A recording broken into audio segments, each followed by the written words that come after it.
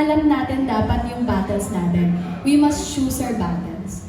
So maraming taong will drag you down, gustong agawin yung boyfriend mo, maraming ganon. Pero pipiliin mo na lang kung kailan ka lalaban.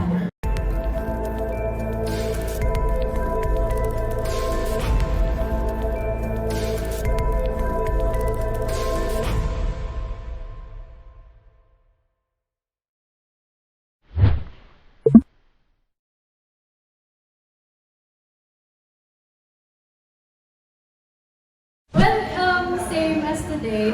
Nung nag-start din kami, medyo may hiyaan pa nung una.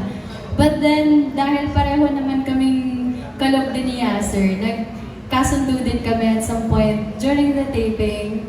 Tapos, basa-basa lang ng script, kwentuhan ng konti, hanggang sa nabuo na rin namin yung partnership namin slowly but surely. Also with the help of Direk Easy.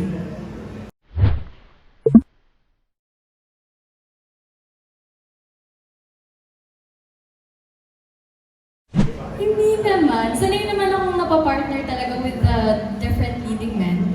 Like my last Regal Studios before my episode with Yasser was also with Dustin.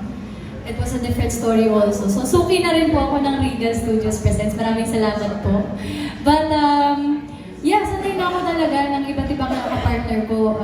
Babae man yan, lalaki, bakla, tomboy, butiki, baboy, di ba? Kahit ano, I'm okay, basta trabaho.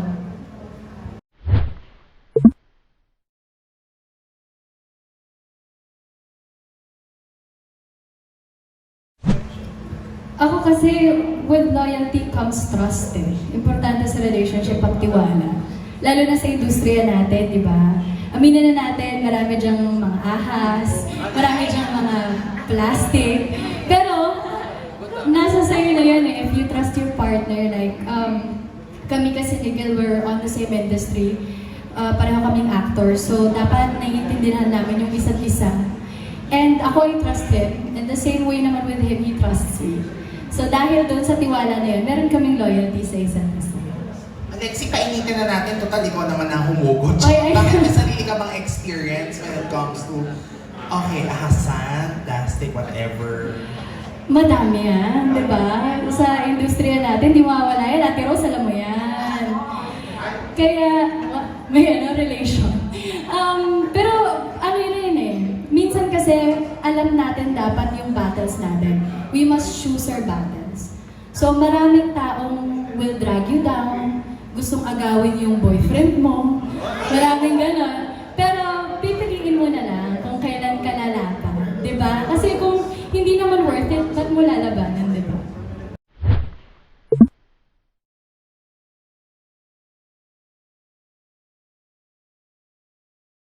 Ano ba? Dami ko na rin pong napagdaan ng challenges eh.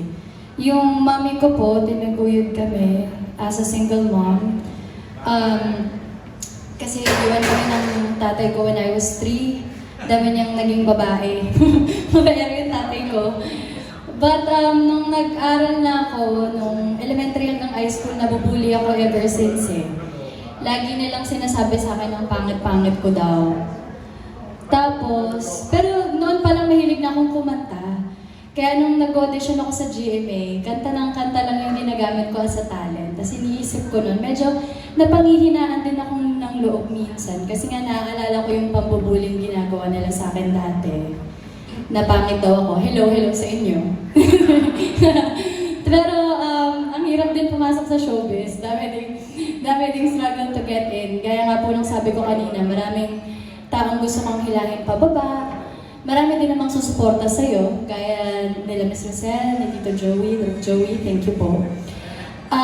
Pero yun, ngayon at least ginahawa na po yung buhay namin because of my work, because of showbiz, and also my passion.